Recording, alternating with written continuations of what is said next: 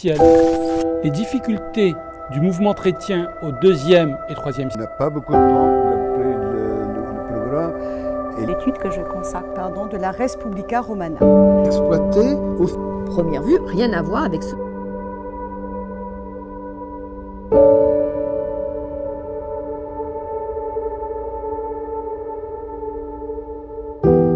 Among his many other entertaining quirks, the mad Emperor Caligula was inordinately proud of his oratorical skills.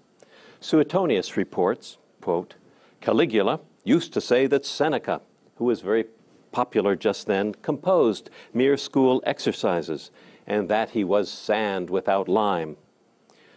The phrase used was Harena, sine, calce. Coming from a completely unhinged emperor, the architectural metaphor is very ironic, but it probably echoes a popular aphorism based on practical experience. Sand, even the most reactive volcanic sand used by the Romans, produces a very poor mortar if insufficient lime is added. Pliny the Elder, slightly later in the 1st century AD, carries the topic of unstable concrete a little bit further. I quote, "The principal reason for the collapse of buildings in Rome is cheating on the lime, as a result of which the aggregate is laid without a proper mortar," unquote.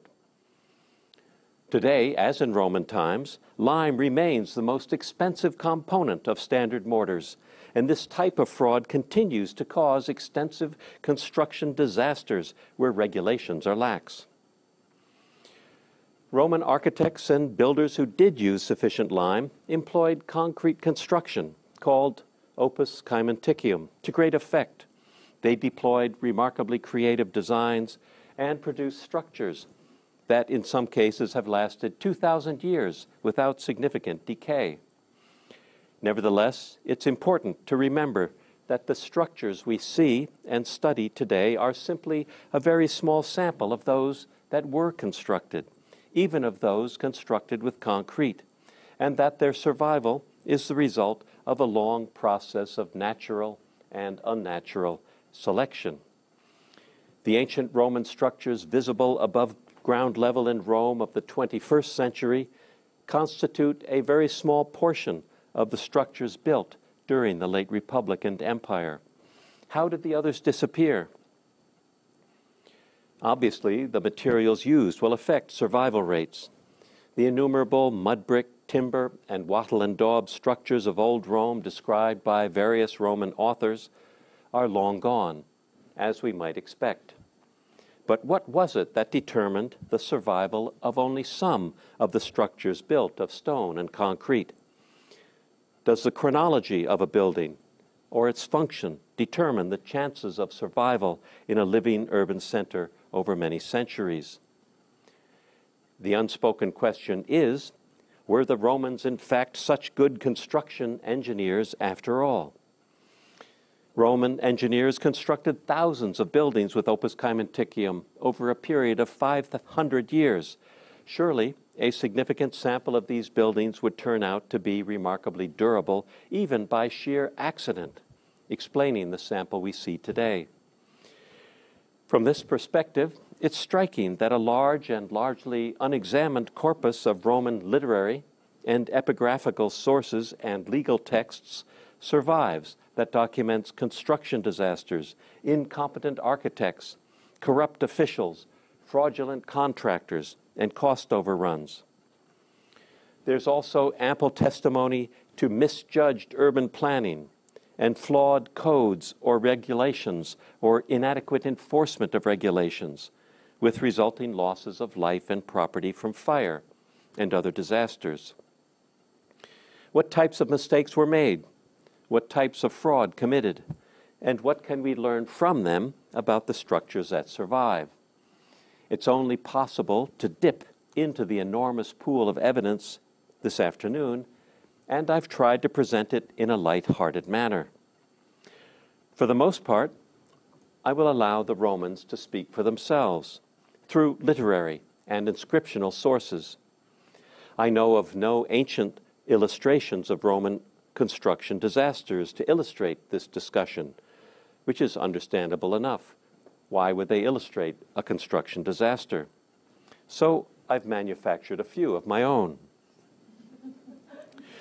For reasons that will soon become apparent, I apologize ahead of time to any architects, building contractors, and lawyers in the audience.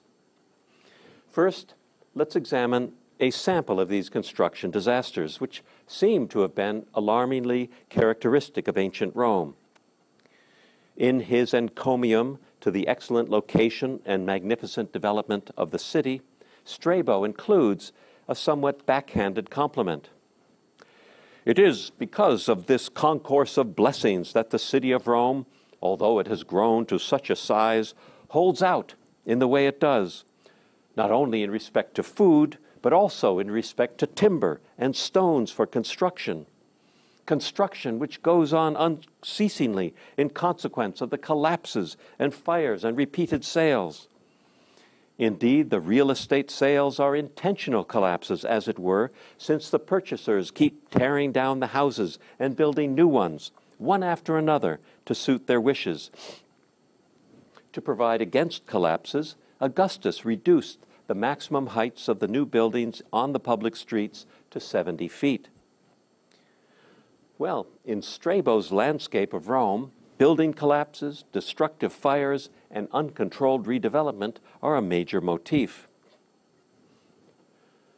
The most famous account of the engineering perils of Rome, of course, is the lament of Umbricius in Juvenal's third satire, dating to the 2nd century.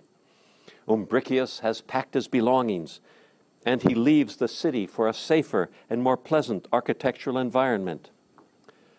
Who at cool Praeneste or at Volsinii, located among the wooded hills, or in simple Gabii? Who of these people fear the collapse of their house? We, however, live in a city that for the most part is balanced on slender props. For thus does the landlord support the tottering structures, and once he covers over the gaps of old cracks, he bids his tenants to sleep securely in a ruin ready to fall. Our friend Seneca protests in one of his letters, "Was it philosophy that erected all these towering tenements, so dangerous to the persons who dwell in them? Oh, believe me, it was a happy day before the days of architects, before the days of builders." However unpleasant for the tenants, the collapse of a rickety building could be a source of considerable profit for the owner by opening the site for lucrative redevelopment, without the expense of employing members of the Guild of Building Demolishers, the Collegium Subrutorum. In a letter to Atticus, the prominent statesman Cicero gloats over the imminent collapse of several of his income properties. "I summoned Chrysippus because 2 of my shops have fallen down and the rest are cracking," with the result that not only the tenants, but even the mice have run away. Others say this is a disaster, but I think it's not even an inconvenience. Ah, Socrates, Socrates, I can never repay you for your philosophical insight.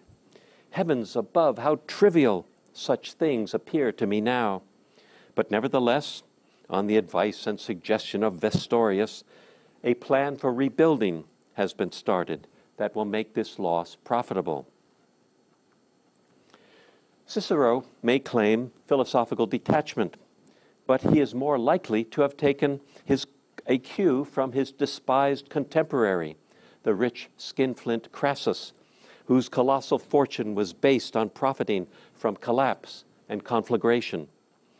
Plutarch reports that Crassus, quote, "observing how natural and familiar at Rome were such disasters as the conflagration and collapse of buildings, owing to their being too massive and close together, he proceeded to buy slaves who were architects and builders.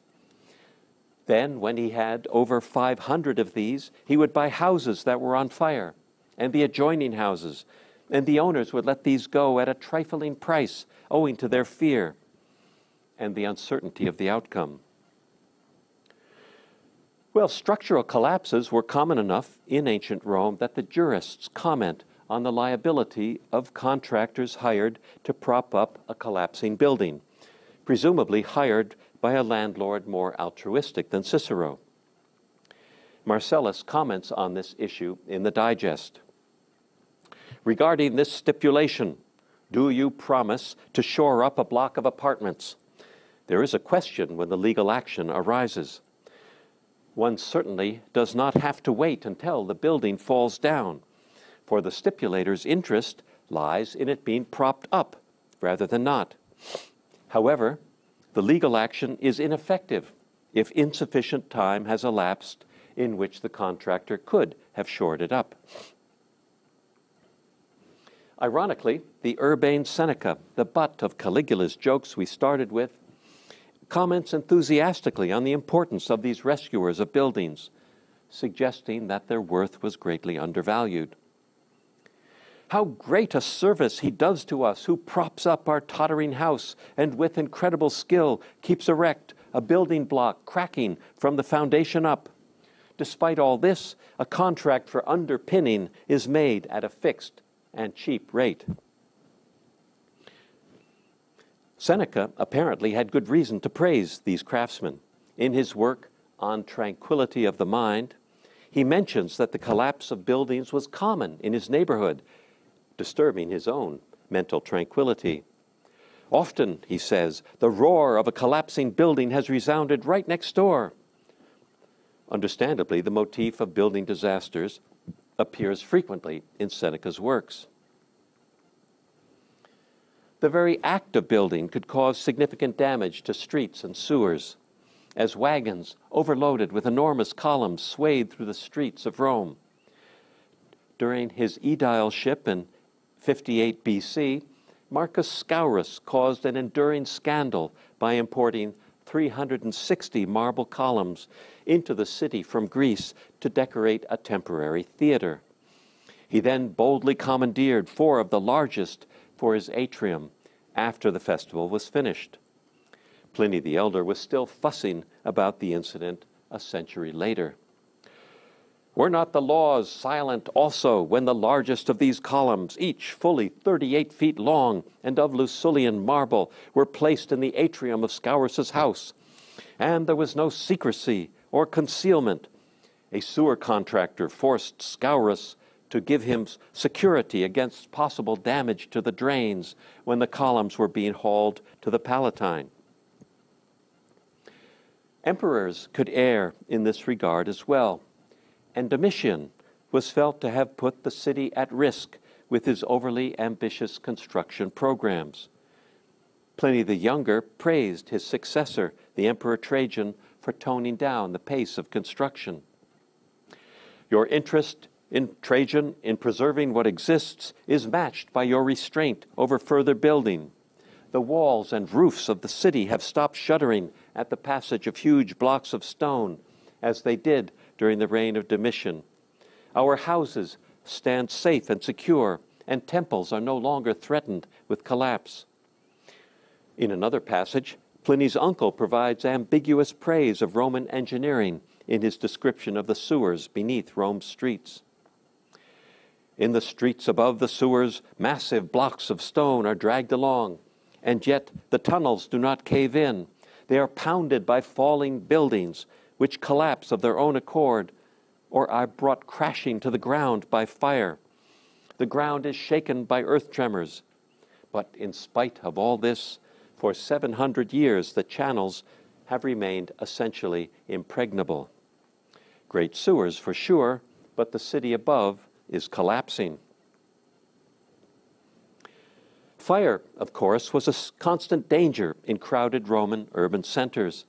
This scourge was not necessarily the result of engineering mistakes, but it does reflect the absence of sufficient enforcement of building regulations regarding firewalls, spacing of structures, open fires, fireproof designs and building materials, and fire extinguishing equipment.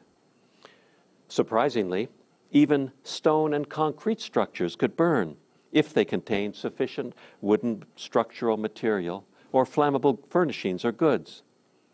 The Flavian amphitheater was closed for many years after a fire caused by a lightning strike in 217. Cassius Dio reports, its entire upper circuit and everything in the arena was consumed, and thereupon the rest of the structure was ravaged by the flames and reduced to ruins. Juvenal's wretched Umbricius, introduced to you above, provides dismal personal testimony to this danger, in addition to his account of collapsing buildings. One ought to live in a place where there are no fires, no nightly terrors. Ucaligon is calling for water. Already he is shifting around his pitiful belongings, and although the third story of your building is now full of smoke, you don't know it, for the alarm is given from the bottom floors. The last to burn will be the person who is sheltered from the rain by the roof tiles above. In this perilous city, buildings could burn even before completion, perhaps because of the vulnerability of wooden scaffolding and formwork. Roman lawyers naturally had fixed their beady eyes on this eventuality too. Pomponius provides the following opinion in the Digest. And therefore, there is some doubt if one part of the building block was built and then destroyed by fire, whether the entire contracted span of time for building the block should be started again, or whether one should, in fact, only allow the remaining period that was outstanding. The better legal view is that the contractor should be granted the original contracted period. The Great Fire of AD 64 in Rome, apparently watched with ill-concealed glee by the Emperor Nero as he sang an opera about the fall of Troy, spawned a major urban redevelopment. This reportedly involved wide, regular streets, open spaces, fireproof porticos fronting the building blocks, and new regulations concerning building. Tacitus reports that the height restrictions were imposed, or rather reimposed, along with the use of fireproof stone walls, and party walls were forbidden. If the contemporary redevelopment of Ostia is any reflection of what was going on in Rome, it seems likely that much of this rebuilding was carried out with brick-faced concrete. Nevertheless, there was another major fire in 80 that destroyed not only private buildings, but many temples and public buildings as well. These, presumably, constructed for the most part of stone. Despite efforts at rebuilding, again with brick-faced concrete, fire ravaged large parts of the city, again in 192 AD and 238. Roman concrete structures seem to have been more apt to explode in flames than the modern observer might expect. Perhaps one key to making such structures truly fireproof was the use of concrete vaulting and domes rather than wooden roofing, explaining the survival, for example, of the Pantheon, the Baths of Caracalla, and the Basilica of Maxentius. Why were such disasters during and after construction so characteristic of ancient Rome? Aside from fire, one can cite three major factors: incompetent architects, or an absence of architects altogether, incompetent contractors, or contractors who fraudulently employ defective materials, and poor maintenance. We'll deal with architects first. The best surviving presentation of the expectations facing a Roman architect appears in the preface to Vitruvius's De Architectura. Most likely gazing narcissistically in a mirror, Vitruvius describes a professional with the qualifications of Leonardo da Vinci and Michelangelo altogether.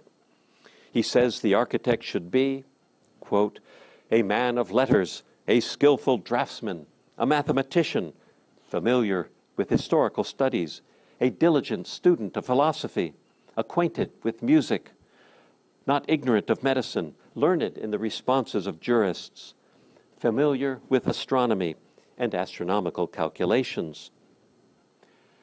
This quotation is only a snippet from Vitruvius's long program, but even in the full text, he says very little about engineering or material science. Significantly, given the events recounted elsewhere in this lecture, he ends his discussion of the ideal architect with the recommendation that the architects of his time familiarize themselves with contracts and with the laws regarding liability. In fact, Vitruvius asserts that many of his contemporaries claiming to be architects were actually untrained frauds. He says that a layperson contemplating construction might as well save his money and use the information in the De Architectura to build his own villa or house. Whichever way you look at it, this comment is alarming.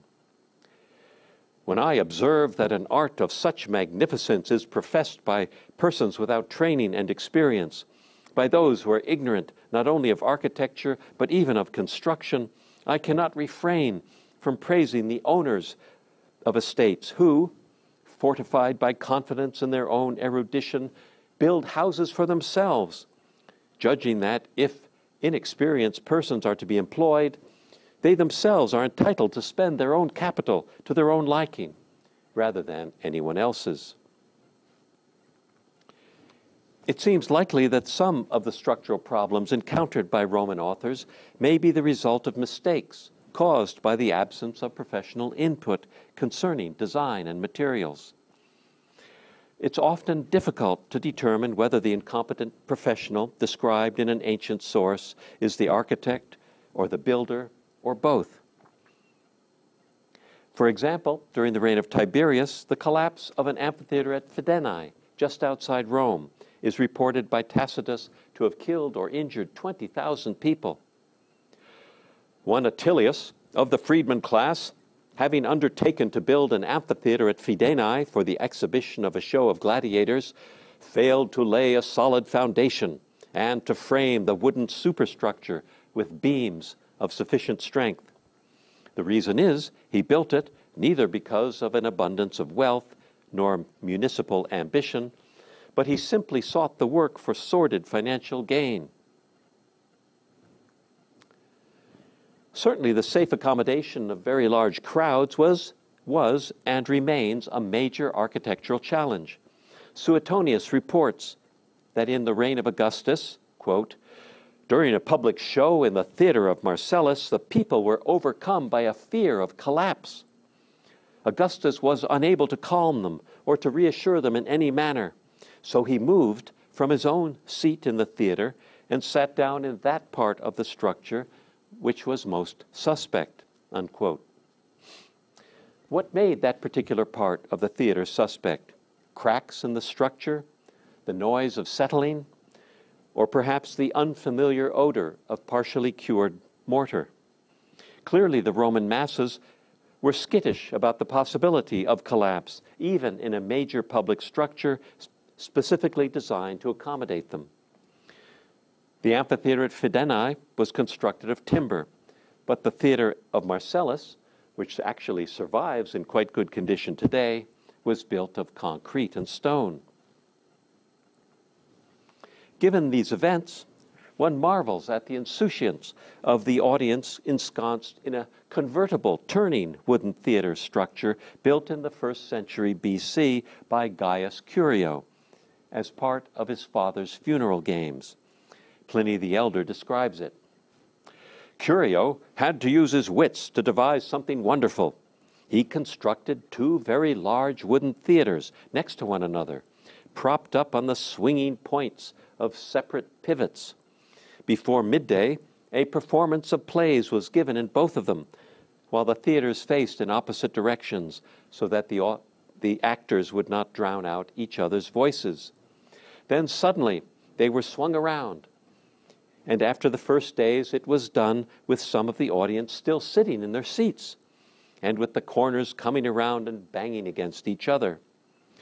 In this way, Curio made an amphitheater and put on gladiatorial contests.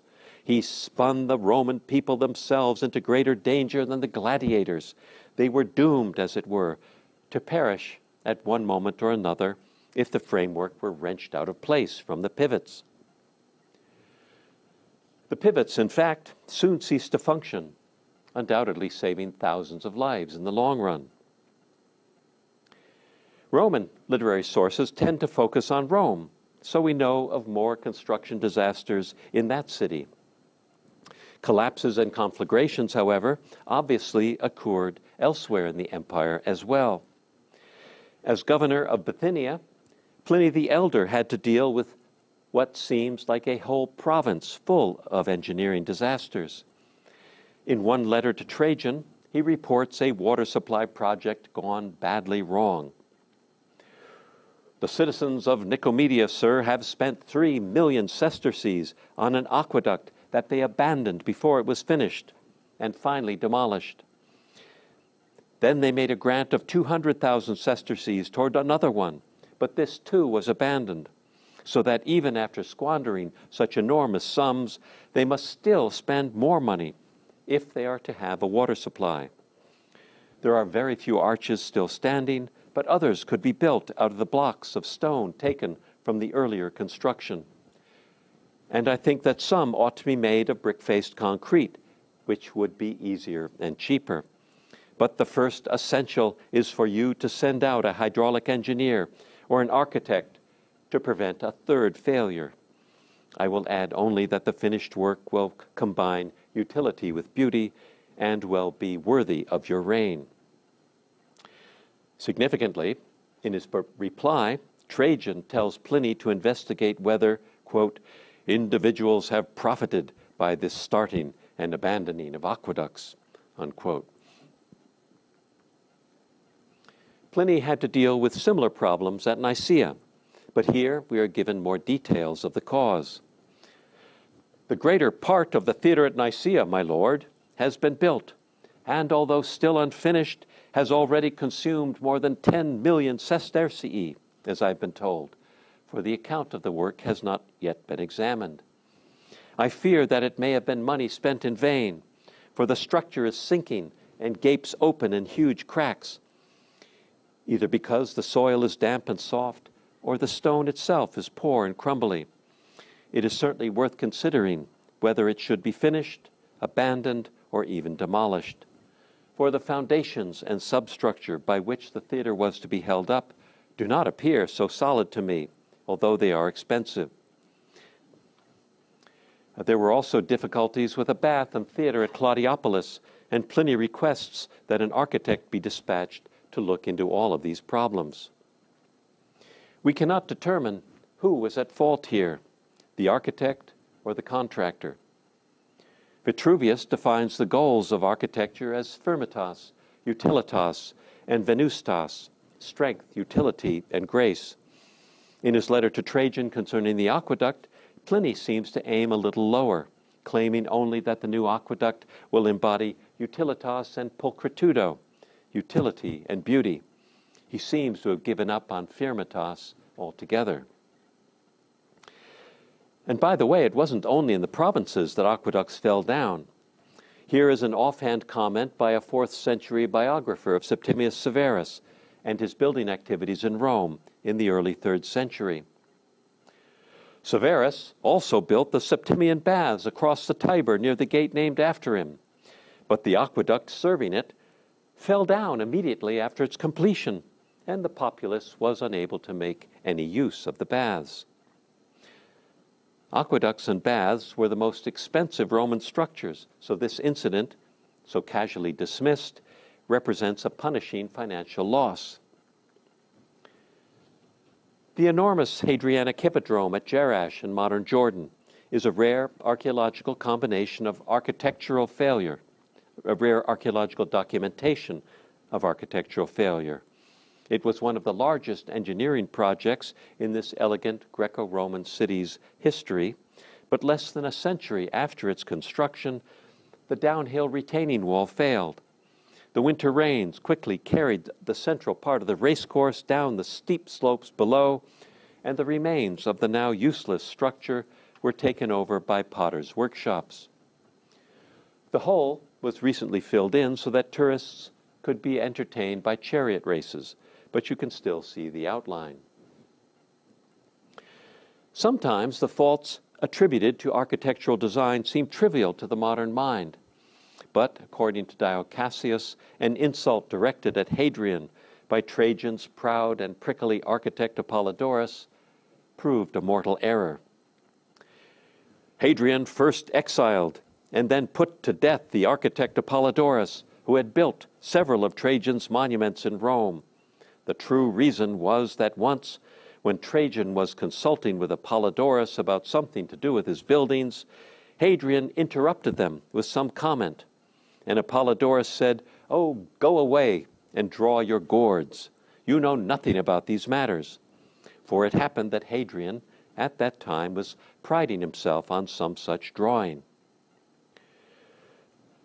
Long ago, the archaeologist Frank Brown made the appealing suggestion that these gourds, called kolokuntas in the Greek, referred to the shape of the daring, complex umbrella domes seen in several structures at Hadrian's villa, the interior of the vaults reflecting the segments on the surface of a gourd. It now seems more likely, however, that the reference to gourds was uttered in the context of a contemporary insult, meaning more or less cabbage head. Dio continues the story as follows. When Hadrian became emperor, therefore, he remembered the insult and sent to Apollodorus the plans for the temple of Venus in Rome, to show that it was possible for him, Hadrian, to create a great work without the architect's help. He asked if the structure was satisfactory. Apollodorus replied, "Oh, that the cult statues had been made too large for the height of the cella, for should the goddesses wish to get up and leave, they would not be able to do so." Hadrian was both annoyed and deeply pained at his blunder, so he killed Apollodorus. Insufficient headroom for goddesses might not seem a major fault, but architects, including Apollodorus, could get into great difficulty through the miscalculation of proportions, poor surveying, or the non-delivery of necessary components at the appropriate time. The emperors owned most of the major marble quarries in the Mediterranean during the imperial period, and much of their output was designated for buildings constructed by the state, such as temples, basilicas, baths, or colonnaded streets. One mechanism by which architects in the imperial bureaucracy facilitated rapid and efficient construction was through the advanced production of large architectural members, such as Corinthian columns, column bases, capitals, and entablature, according to a standard range of sizes. The monolithic columns the Romans employed for larger projects, for example, were produced in shaft heights of 20, 30, 40, and 50 Roman feet, while 40-foot columns were relatively common around the empire, such as here on the Pantheon. 50-foot columns were very rare, since they were exponentially more difficult to quarry, transport, and erect. A 50-foot monolithic granite column weighs 100 tons. The issue has a direct relationship with the Pantheon. Modern observers have often commented on the peculiar vestigial pedimental triangle in the facade of the Pantheon, indicated here by the red arrows, slightly above the join between the projecting porch and the transitional block to the rotunda. The architectural historian Wilson Jones has argued persuasively that the architect who designed the Pantheon planned on using 50-foot tall column shafts for the porch, but in the end, he could only obtain the 40-foot granite shafts that now support the porch.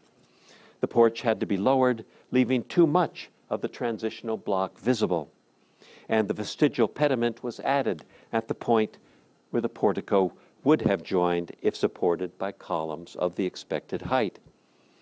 The stratagem probably was intended to smooth the visual transition to the dome.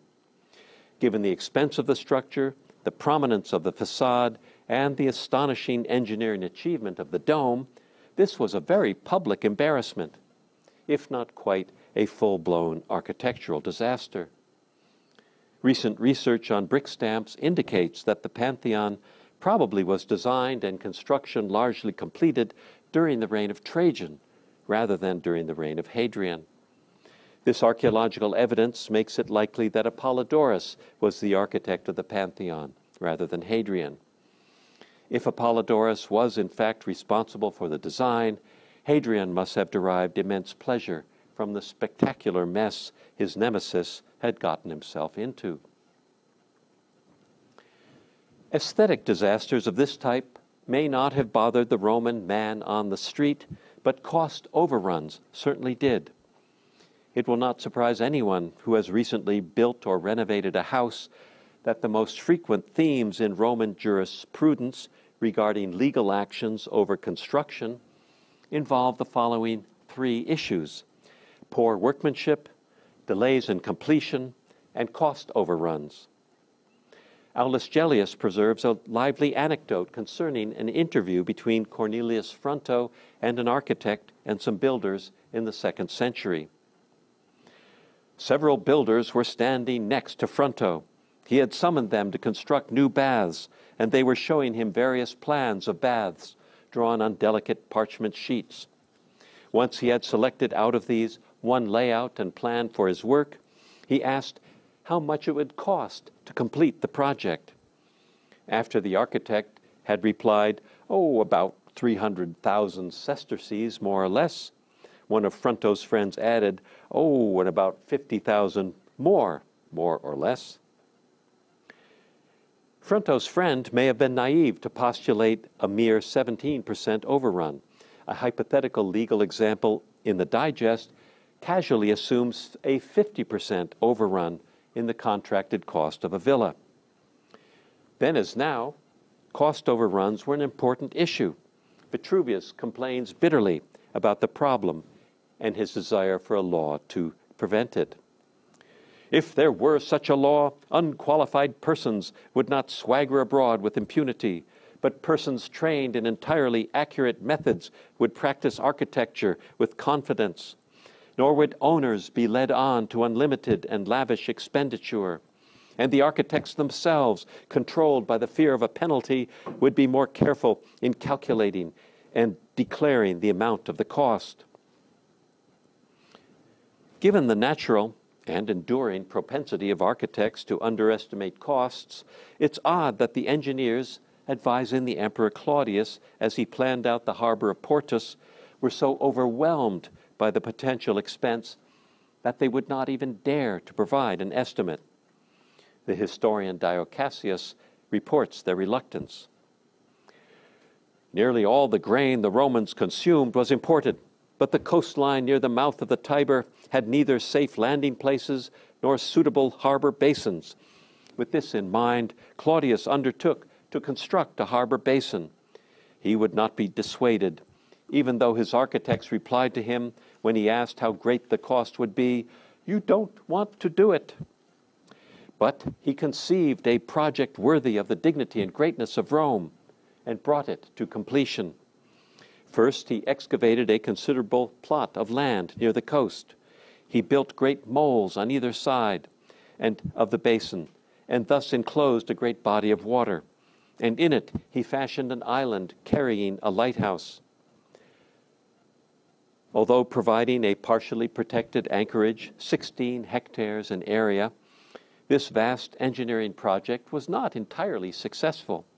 Only a few years after completion of the basin, a sudden storm sank 200 ships anchored within it.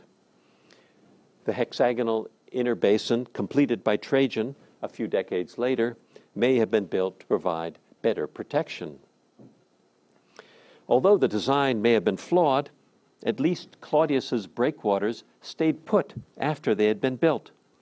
Sometime around 25 BC, King Herod the Great constructed the great harbor of Sebastos to serve his newly refurbished city of Caesarea in Palestine.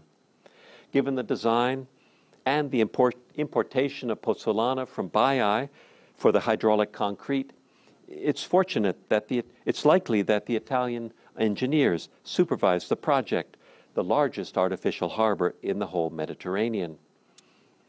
The construction of two enormous breakwaters on a very exposed coastline was a technological tour de force. Complex floating caissons were built by shipwrights Enormous concrete blocks were laid on a carefully designed cushion of imported stones. Facilities for weakening wave action and purging the outer basin of sand were designed into the structure. The whole complex was finished off with sculpture, towers, a lighthouse named after a member of the royal family, and a splendid temple to Augustus. Josephus describes the complex in glowing terms. Although the location was generally unfavorable, Herod contended with the difficulties so well that the sea could not overcome the solidity of the construction, and its beauty seemed finished off without impediment. He let down large concrete blocks into the sea. When this submarine foundation was finished, he then laid out the mole above sea level, 200 feet across. At intervals along it were great towers, and at the harbor entrance there were colossal statues, 3 on each side, set up on columns. The harbor had been magnificently designed, and the best Roman harbor engineers carried out the construction with the finest materials. Even for the wealthy Herod, this was a very expensive project. These engineers, however, apparently were unaware of the behavior of the local sand and of the Pleistocene clays beneath it. At some point in the second half of the 1st century AD, a seismic jolt, or perhaps simply the weight of the enormous structure, liquefied the supporting sediments beneath the heavy breakwaters, and they gracefully but irreversibly sank below sea level, where they can be seen today. The elegant harbor facilities were transformed into navigational hazards, and ships began to pile up on the artificial reef. One ship carried ingots of the Emperor Domitian, dating the catastrophe to somewhere around 90 AD. Given the absence of any real understanding of pedology or geology seen at Nicomedia and Caesarea, Roman contractors understandably protested that faults in the subsoil simply were not their responsibility. Although we are not aware of other failures on the scale of the harbor of Sebastos, problems arising from subsidence on land or in the sea must have been common. We have already seen Pliny, as governor of Bithynia, dealing with the ramifications of collapsing aqueducts and theaters in Bithynia. So it's not surprising that Roman jurists became involved with this issue. A lawyer with the slippery name of Labeo published a case book with the disquieting title Plausible Views, Pythanorum in Greek, and it's quoted frequently in the digest. At one point, Labeo gives this opinion: if you, the contractor, undertook on hire the creation of a water channel and then built it, but subsidence ruined it before you had it approved, the risk is yours. However plausible Labeo felt this opinion to be, Paulus registered a conflicting one. On the contrary, if this occurred due to a fault in the earth, the lessor will bear the risk. But if it happened due to a fault in the construction, the loss will be that of the contractor.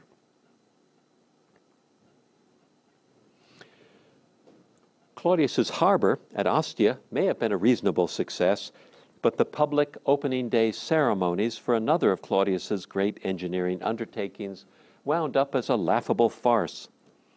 The tunnel that drained the Lacus Fucinus, just northeast of Rome, was an enormous and ultimately very successful engineering undertaking. On the gala dedication day, Claudius, accompanied by a great crowd of notables, watched the first outflow of water from a nearby banquet table. Suetonius describes the occasion. Claudius brought to completion public works of great in scale and utility. The following are particularly notable: an aqueduct begun by Caligula, a drainage tunnel for the Fucine Lake, and the harbor at Ostia. He attacked the Fucine Lake no less in the hope of profit as of glory. After 11 years, partly by digging a canal, partly by tunneling through the mountain, he finished the project with difficulty, even though 30,000 workers were employed continuously without a break. Upon completion, he gave a banquet above the outlet of the Fucine Lake and was nearly overwhelmed when the water was let out with a rush and overflowed its channel. The engineers apparently did not have a sufficient grasp of the flow rate through the tunnel, and the imperial patron was nearly carried off along with his picnic table. Even if the architects provided well thought out plans and appropriate estimates, it was builders who made these plans a reality, and builders varied greatly in their skill and honesty in antiquity as today. Incompetent builders could also make use of defective tools, compounding the difficulties. Lucretius comments on the cascade of construction problems resulting from improper measurement. Finally, as in building, if the original straight-edge ruler is deformed, or if a faulty square departs from straight lines, or if an architectural level is a trifle off in any part, the entire structure will necessarily be made imperfectly and be leaning over, warped, sloping, leaning forward, leaning backward, and everything askew. The result is that some parts seem about to collapse and some do collapse, all betrayed by the original faulty decisions. Given Cicero's heartless unconcern with the tenants of his collapsing shops, one is delighted to hear of his own problems with the structure of the palaestra in his home on the Palatine, which was slowly tumbling down the slopes of the Palatine onto his brother Quintus's house below. He ends a letter to his friend Atticus with the following self-centered comment. I must consult Vettius Chrysippus about the collapsing wall. In these times when life is so uncertain for men of light and learning, such as myself, I had set store on a quiet summer's enjoyment of my palaestra on the Palatine.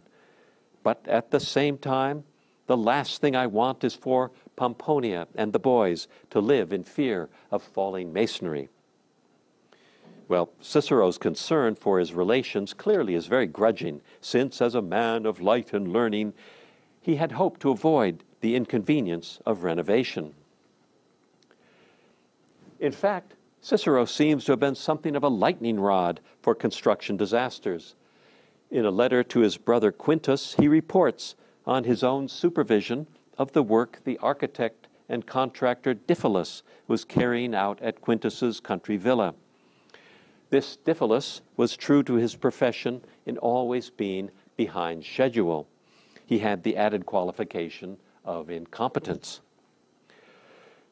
On the Manilius property, I found Diphilus even slower than, well, Diphilus himself. However, he had nothing left to do except for the baths, promenade, and aviary. The pavements appear to be laid correctly. Some vaults that I did not approve of, I have ordered to be changed. Diphilus, the so-called architect, has erected columns that are neither perpendicular nor opposite each other. He will have to pull them down, of course. Eventually, he must learn the use of the plumb line and the measuring line. It is, in fact, not difficult to find errors in the execution of surviving Roman buildings, although they seldom are egregious enough to be visible to the casual observer. For example, mismeasurements were made in laying out the foundations of several parts of the baths of Caracalla in Rome. In the Frigidarium, one of the main rooms in that spectacular building, the foundation for the east semicircular apse was wider than that for the west apse. This error probably was discovered only when the superstructure was being erected. In order to avoid carrying the disproportion into the walls, where it could be easily seen, the builders shifted walls, basins, and columns as far as they could on the wandering foundations and largely concealed the problem. As we have seen, major engineering projects, particularly those involving water, could spawn problems on a monumental scale. Claudius may have had to scamper up the slope with his glass of Frascati when the Fucine tunnel was opened, but at least the tunnel functioned. Around AD 138, the military engineer Nonius Datus laid out the plans for a 428-meter-long tunnel to be cut through a mountain for an aqueduct to serve Saldai in what is now Algeria. After a delay of 10 years, the project finally started, and Nonius came out of retirement to supervise the commencement of tunneling from both sides of the mountain at once. Illness, however, forced him to return to Lambesis. 3 or 4 years later, the dozy engineers left behind to supervise the project realized to their horror that the combined length of the two tunnels was greater than the distance between the two starting points. Obviously, the diggers had missed each other deep in the mountain. At this point, the long-suffering engineer Nonius was once again pulled from his lounge chair on an Algerian beach. We know all this because, once the project was completed, he made sure to protect his reputation by setting up the lengthy inscription seen on the screen, giving details of his precise role, or as he says, to clarify my work on this aqueduct. The account is dedicated to patientia, virtus, and spes, patience, valor, and hope, goddesses who should have kept a better eye on their acolytes as they chipped away at the hard stone in the darkness. Here is what the ill-starred pensioner Nonius found when called back the third time to this project from hell. I set out, and on the way was attacked by bandits. Poor Nonius, things go wrong all the time. My staff and I were stripped and injured, but escaped. I came to Saldai and met Clemens the procurator, who took me to the hill where they were bemoaning the poor quality of workmanship on the tunnel. It seemed they were considering abandoning it because the length of tunnel that had been driven was longer than the width of the hill. Their bearings evidently had diverged, both to the right, away from each other, but the straight line had been staked out across the hill from east to west. Since it was I who had first taken the levels, marked out the aqueduct, and had a second copy of the plans made, which I gave to Petronius Keller, the procurator, I completed the task. When it was done and the water admitted, Valerius Clemens dedicated it. Nonius may have been remarkably prone to bad luck, but he was no fool. He had kept a second copy of the original survey, and no one could say that the debacle was his fault. In essence, the Saldai inscription points up the surprising inefficiency of the imperial system. In this story, we hear of incompetence, miscommunication, the lack of local talent or training, and the general absence of technological specialists. It's unlikely that these problems were specific to the North African province alone, which was rich and well populated. Maintenance was another issue for ancient Roman structures.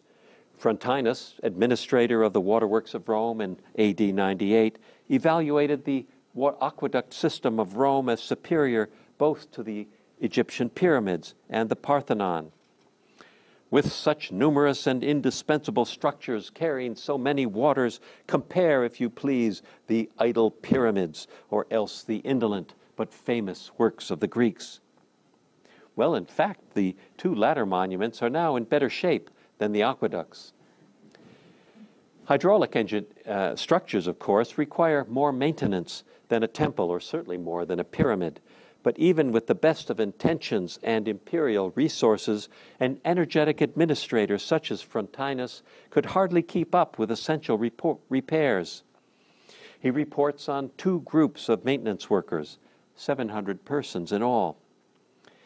Both gangs are divided into several classes of workmen: overseers, reservoir keepers, inspectors, pavers, plasterers, and other workmen. Both of these large teams, which regularly were diverted to employment on private work by exercise of favoritism or by negligence of their foreman, I resolved to bring back to discipline. Therefore, I wrote down the day before what each gang was to do, and I put in the records what each gang had accomplished each day. Well, this is interesting. The seemingly obvious concept of daily work orders for maintenance staff and record-keeping of work accomplished only occurred to the curator aquarum of the city of Rome 400 years after the first aqueduct had been built. This delayed innovation gives a striking indication of the chaotic daily reality of a seemingly stable system. Despite Frontinus's reforms, the challenges remained real. I quote his administrative handbook. The numerous and extensive works are constantly falling into decay, and they must be attended to before they begin to demand extensive repair. The necessity of repairs arises from the following reasons. Damage is done by lawlessness of abutting proprietors, by age, by violent windstorms, or by defects in the original construction, which has happened quite frequently in the case of recent works. Nor is greater care required for any engineering works than for such as are to withstand the action of water. For this reason, in accordance with principles which all know but few observe, honesty in all details of the work must be insisted upon. Well, Frontinus had his hands full. Although we hear little about it, maintenance of public and private structures of all types was an ongoing concern, our third category of problems. And lack of maintenance may have resulted in the loss of many well-constructed buildings. Even in the 2nd century, this had become a pressing problem. We hear this in the digest. The deified Antoninus Pius issued a rescript to the effect that money bequeathed for a new building was to be converted to the upkeep of those that already existed, rather than being spent on beginning a new building. So, if a community had enough buildings, but not enough money for maintenance and repair, new buildings or money for new buildings should be diverted. In antiquity, as today, the contract for maintenance or repair of a public building could be a source of enormous profit for an unscrupulous politician or contractor willing to skimp on labor and materials. Gaius Verres, who was prosecuted by Cicero for plundering the province of Sicily while serving as governor, 73 to 71 BC, this Verres had already made a good start on his career of corruption while praetor in Rome a few years earlier. The temple of Castor and Pollux in the Roman Forum was generally in good condition, but the rapacious Verres saw the potential for profit. I quote Cicero, "In so large and elaborate a building, even if it were in sound and good repair, Verres calculated on finding some means of working a profitable job for himself. He began to feel that it would be a shame to abandon a great elaborate building like that without lining his own pockets richly. Verres went to inspect the temple, but he could see nothing that might require further work and provide the opportunity for graft. So he asked one of his gang members for advice, Habonius, who apparently had already had experience in this sort of fraud. Cicero reconstructs the conversation as follows. "Look you, Verres," said Habonius, "there's no job you can do here, unless, perhaps, you would like to demand that the pillars be made exactly plumb, exactly upright." The hopeless ignoramus Verres inquired what plumb meant, and they told him that practically no pillar could be made possibly exactly plumb. "Why, damn it all," says Verres, "let's do it. Let's demand that the pillars be made exactly plumb." Habonius was familiar with the wording of the contract, which merely gave an inventory of the number of pillars and said nothing about their being plumb. Well, Verres appropriated sufficient funds for the deconstruction and re-erection of the affected columns, but in fact he made do with an inexpensive and superficial repair. In some cases, simply the application of a new layer of stucco on the shafts. He charged 9 times the real cost, pocketing the difference. Well, this account gives us much to think about. A corrupt politician on the hunt for profitable public construction contracts, the politician potentially in charge of architectural maintenance does not know what plumb means. The legal contract does not even specify that the columns have to be plumb. Who is at fault here, Verres or the entire system? One last example. The maintenance of the architectural heritage of Rome in the 4th century, just when the fortunes of empire were declining in the West, must have been an extraordinary burden. Nevertheless, buildings of varying types continued to be erected at Rome and elsewhere, and true to a long-standing Roman building tradition, some of them continued to collapse. The Relationes of Symmachus outlines a disaster story.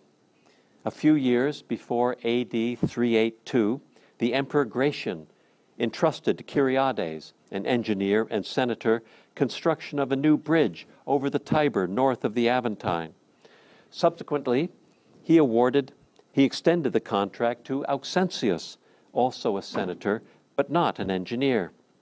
The bridge was nearly complete when one of the arches fell down during the winter of 382. The two senators quarreled over which of them was responsible. So the administrator Symmachus called in several trustworthy so-called masters of the art of building to evaluate what remained standing.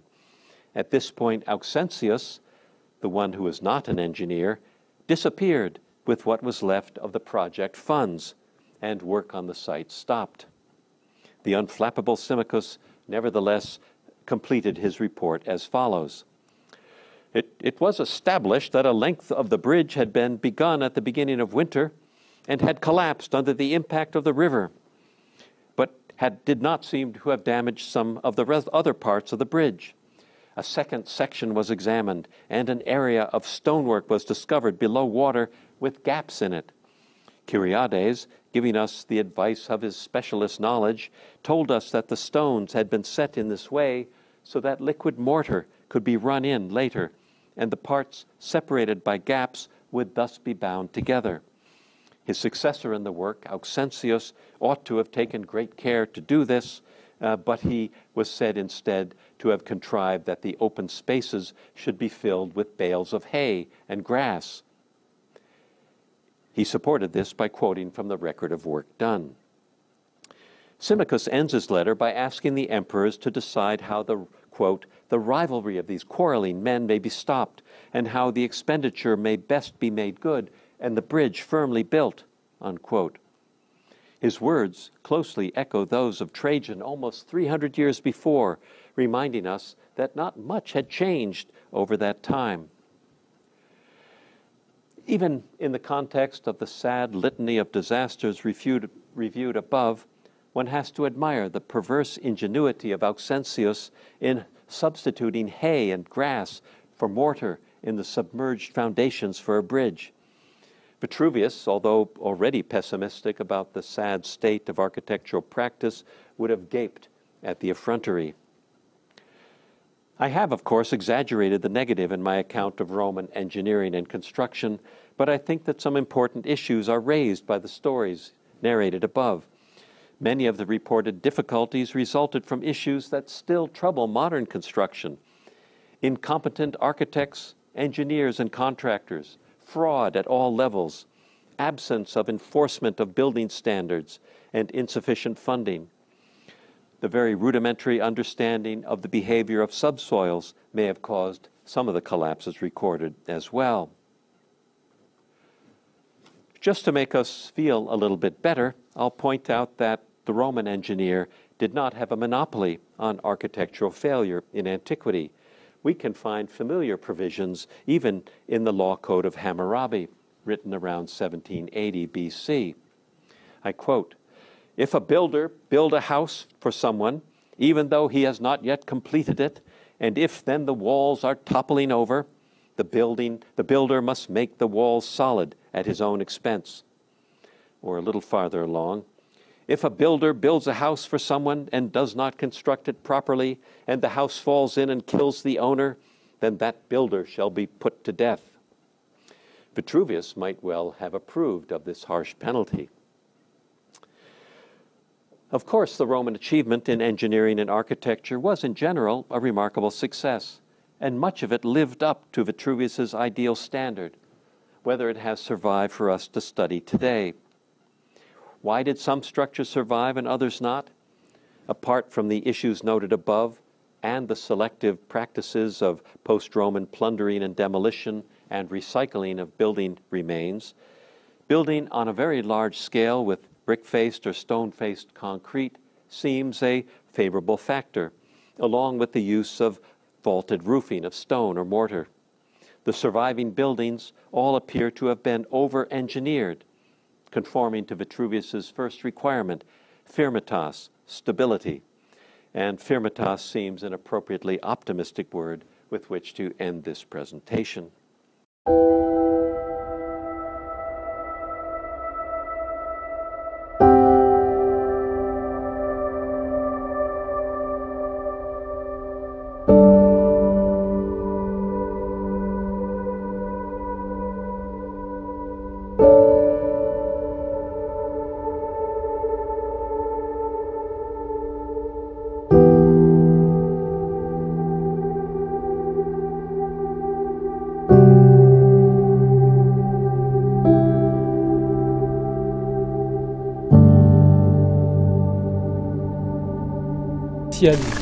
Les difficultés du mouvement chrétien au deuxième et troisième On n'a pas beaucoup de temps d'après le programme. L'étude que je consacre, de la Respublica Romana. Exploité Première vue, rien à voir avec ce...